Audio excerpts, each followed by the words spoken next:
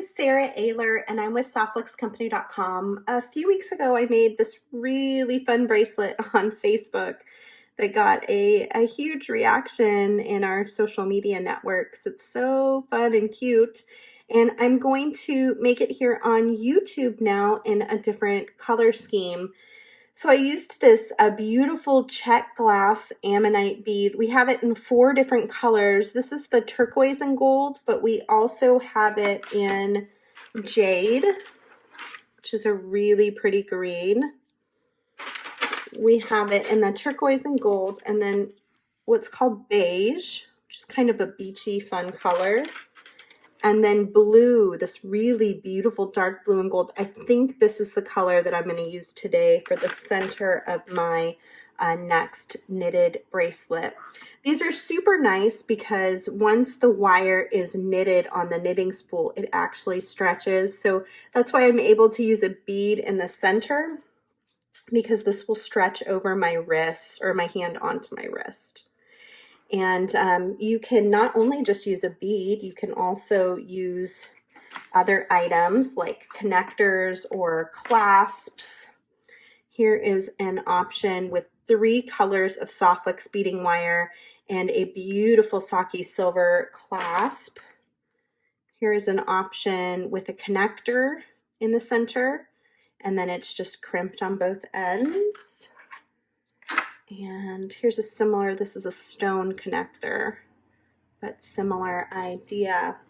So I'm going to, like I said, I think I'm going to use this beautiful blue. So I don't actually need the bead yet, but I'm just going to pull it off the strand and just kind of take a look at some of the color options. There's so many color options in Soft Flex. I think there's 26 different color wire options in total. And for this particular color, I'm thinking that the tanzanite would be really, really pretty. So I think I'm going to use the tanzanite. I'm using a 30-foot spool of Soft Flex. It usually takes anywhere from 12 to 15 feet to make a knitted bracelet. So you definitely want to use a longer length of spool rather than a 10-foot spool. So to get started, I'm going to go ahead and unhook my wire and unspool a decent sized length. You can work right off of the spool. You don't have to pull it off of that spool. The knitting spools come in a 3, a 4, and a 5 peg variety. They all work exactly the same. You can do the same design on a 3 as you can on a 4 or a 5. It's just going to be skinnier. So this output is going to be skinnier because there's less weaves of wire in each section.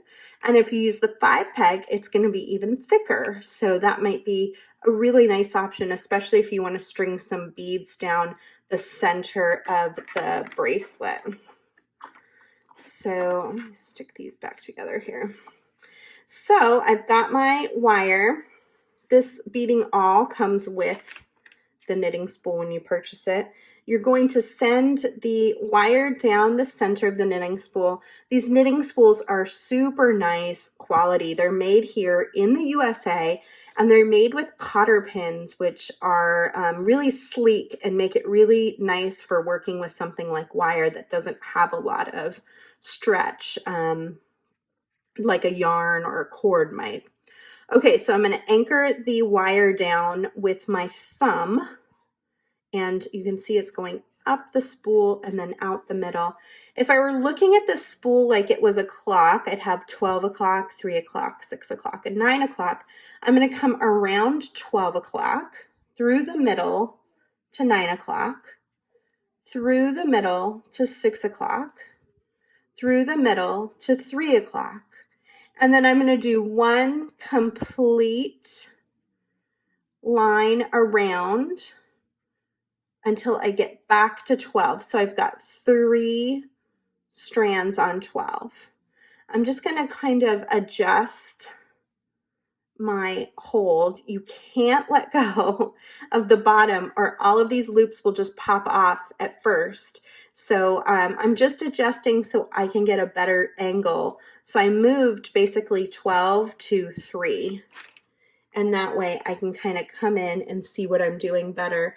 I'm going to use my awl to go underneath those top 2 loops and grab the bottom loop.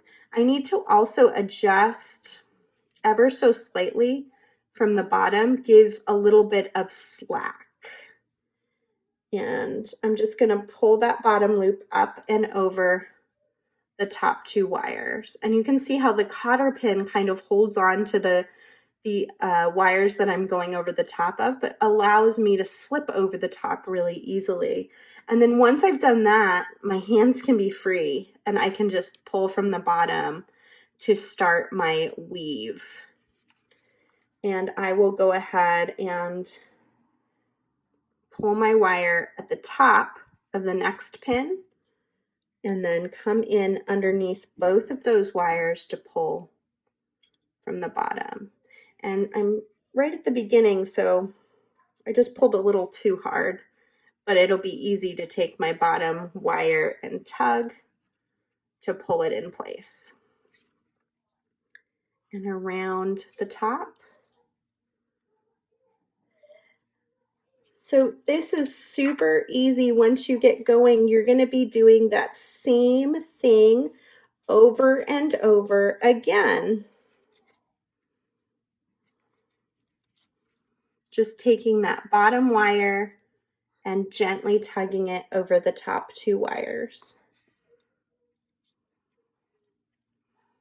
And as I go, it's going to start to form a weave down the center of my knitting spool.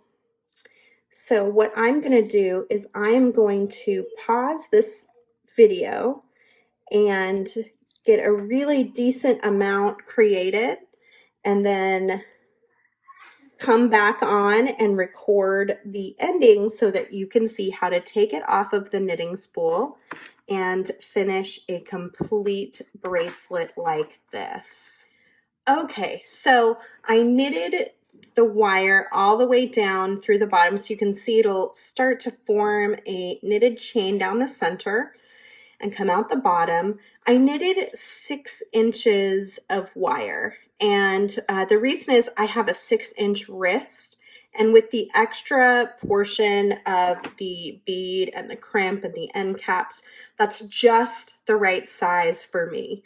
So if you have a 7-inch wrist, then maybe you would knit 7 inches, and that would probably be a really good fit for you.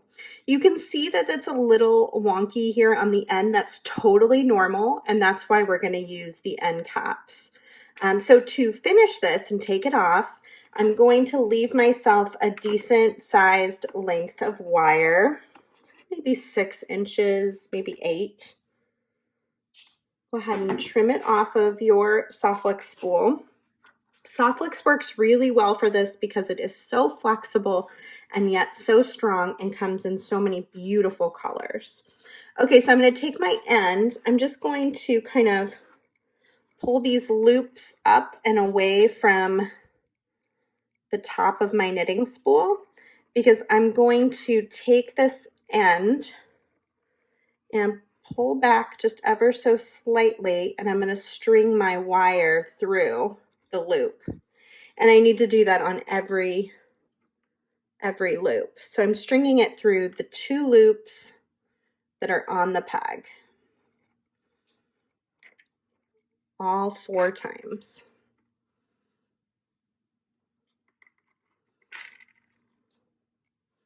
One more. And you can see I'm just using my nail here on this other finger to kind of pull back and make a little space. And then I can go ahead and pull it off. I like to take my awl and then I just kind of grab 2 and just kind of pull them up and over. It's a little bit of a tight pull, so be prepared. The first one is. These other ones will just slip right off. And pull it out. Knitting spool back here.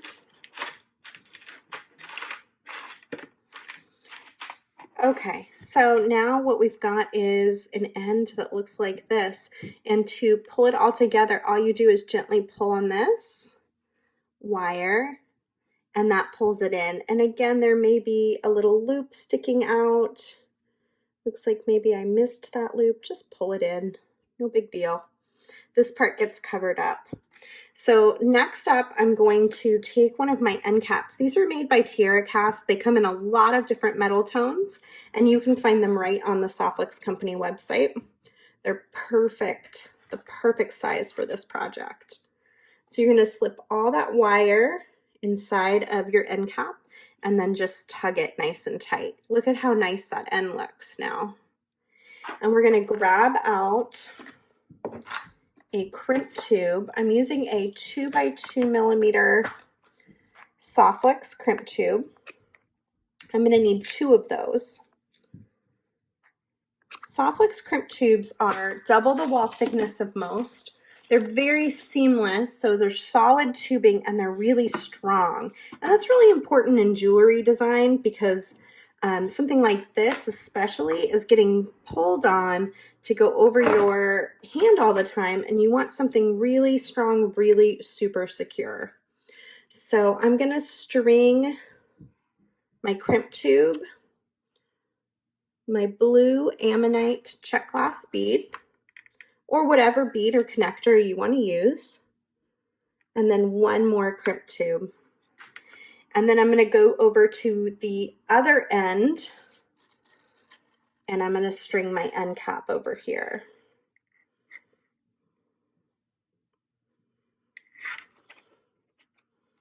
So again, just kind of snug it down, and then I can bring the 2 ends together by stringing this wire in the opposite direction through that last 2x2 crimp tube and pulling it all together up here.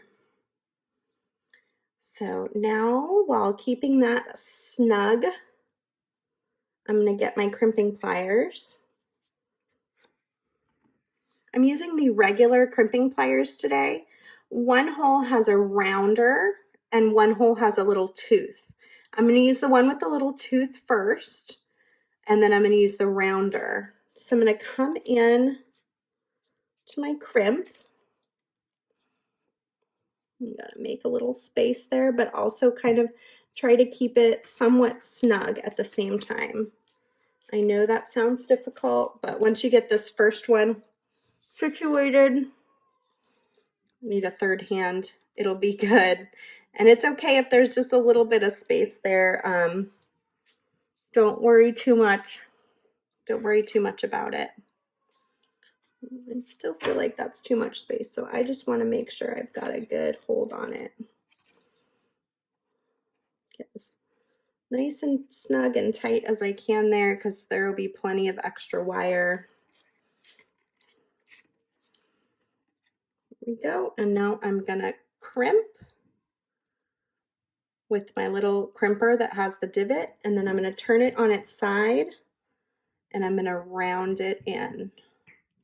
And then I'm just going to go around it a couple times, tightening it down with that rounder into the nylon coating of the wire, making sure it's really nice and tight. And then I'll take my cutters and come in and get in as close to that crimp as I can and trim off my extra wire. And the second crimp over here is actually just for looks, for symmetry. So it's actually just crimping onto the wire without actually holding anything together. So, and if you do have the option, if your bead is big enough, you can run your wire back through the bead and crimp it on the other side too. And that's a really nice way to give you added security. But if your bead does have a small hole like this, that's okay too. Don't worry too much about it. And then last but not least, we are going to add a 3 millimeter gold-filled crimp cover. So I'm going to need 2 of those. I'm going to hold that in my fingers and just grasp onto it with the rounder of my crimping plier. And then I'm just going to slide it over the top of my crimp tube, if I can find enough space here to do that. Let me see if I can pull it. Just close it down over the top and do a nice tuck to make sure that it's nicely covering your crimp tube. And then I will do the same thing on the second crimp over here.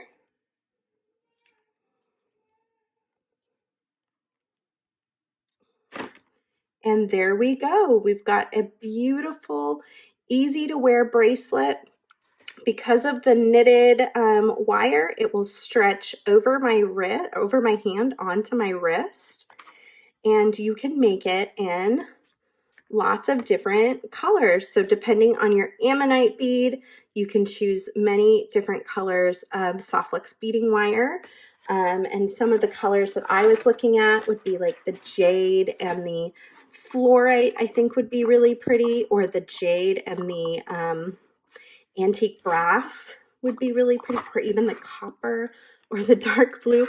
Really, the jade would go with a lot of different fun colors. And then I did the turquoise with turquoise, but it could also be really pretty with a different color, like a dark blue or brass. And then, of course, we've got beige, a very limited supply of these left, but that would go with almost every color because they're so neutral. And then today I used the gorgeous dark blue and gold with our tanzanite. So I hope you enjoyed this tutorial. All of our findings are 10% off this week at softflexcompany.com. If they're in closeout, they're already discounted 30%, and the 10% will be taken off in addition to the 30%.